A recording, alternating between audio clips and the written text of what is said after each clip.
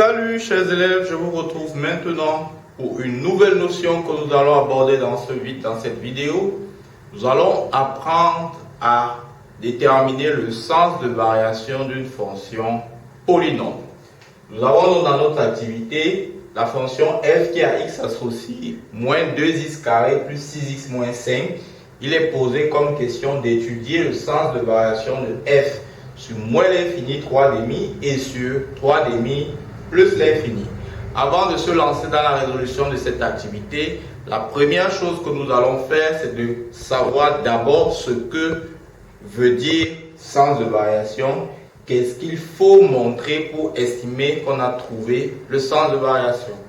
La première chose donc, quand on vous demande d'étudier le sens de variation, c'est de dire si la fonction est croissante, décroissante ou constante. Maintenant, comment je fais pour savoir retrouver si c'est croissant, décroissant ou constant?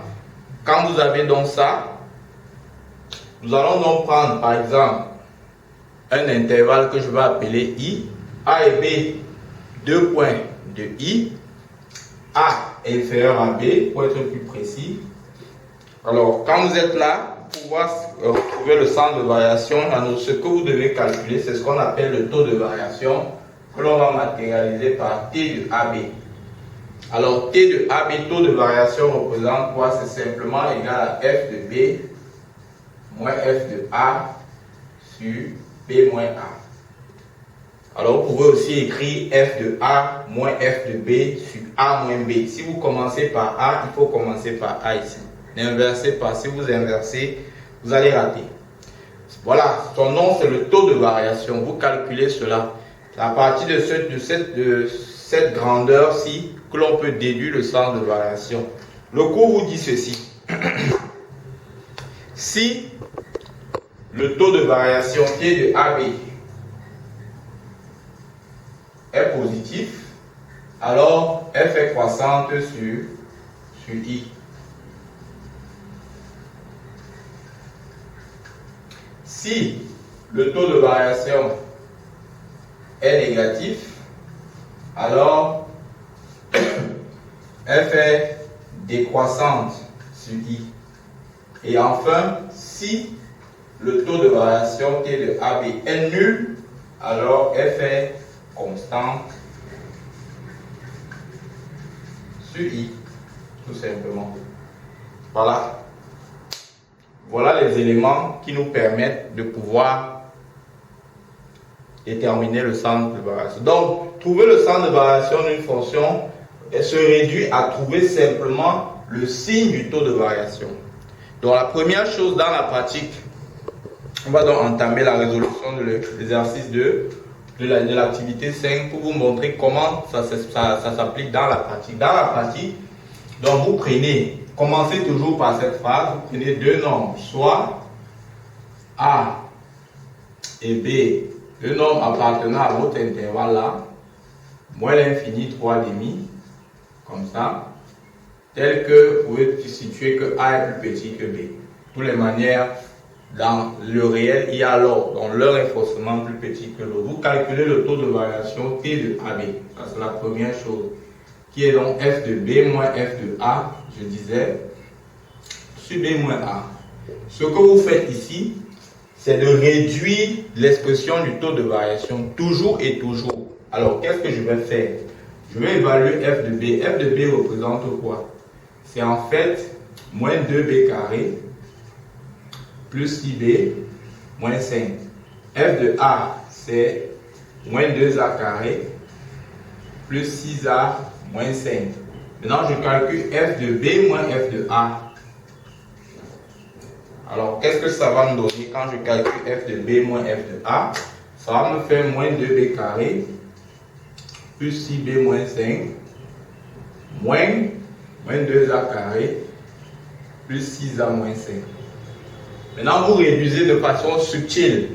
Vous développez d'abord, ça vous fait moins 2B carré plus 6B moins 5 moins plus 2A carré moins 6A plus 5. Et maintenant, on regroupe les éléments élevés au carré ensemble. Ça fait moins 2B carré plus 2A carré plus 6B moins 6a, moins 5, plus 5. Vous mettez ici moins 2 en facteur. Ça nous fait moins 2 facteurs de b carré moins a carré, plus 6 facteurs de b moins a. C'est tout. Maintenant, qu'est-ce que vous faites à la suite? Si vous factorisez ici là, b carré moins a carré, ça fait moins 2 facteurs de b moins a, facteur de b plus a, plus 6 facteurs de b moins a. Alors jusqu'ici, le développement est totalement innocent, ça se comprend simplement, naturellement. Maintenant, à ce niveau, c'est vraiment orienté. Quand vous arrivez ici, vous vous arrêtez pas là. Vous devez mettre b moins a, ce b moins a qui est le dénominateur ici. Vous devez le mettre, chercher à le mettre en facteur. Heureusement, dans notre expression, nous avons b moins a qui est élément en commun. Donc, je viens ici, je mets b moins a.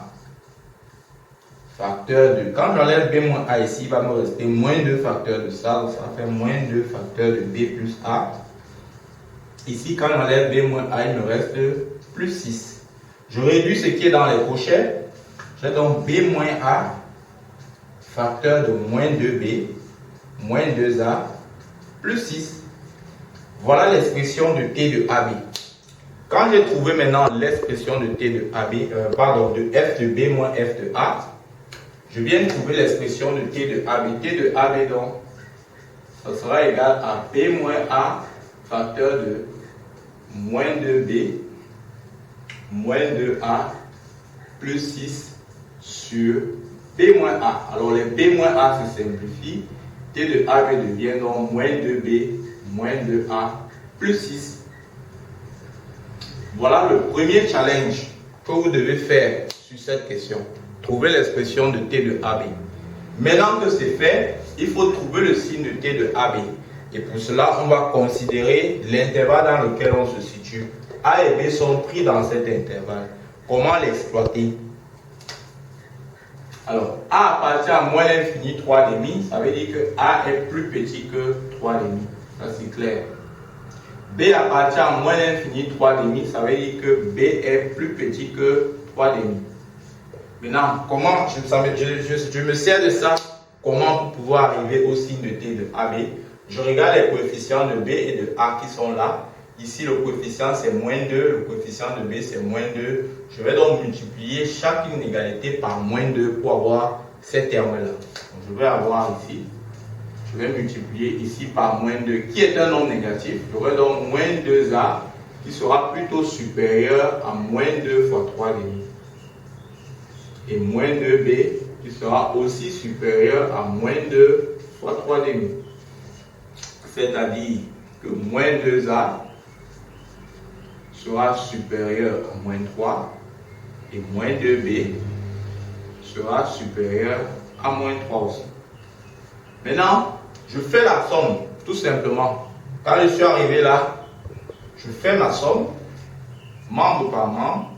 J'ai donc moins 2a moins 2b sera supérieur à moins 3 qui donne moins 6, c'est-à-dire moins 2a moins 2b plus 6 est supérieur à 0. Alors, quand j'ai ça, vous convenez avec moi que moins 2a moins 2b plus 6 n'est rien d'autre que t de AB. Positif.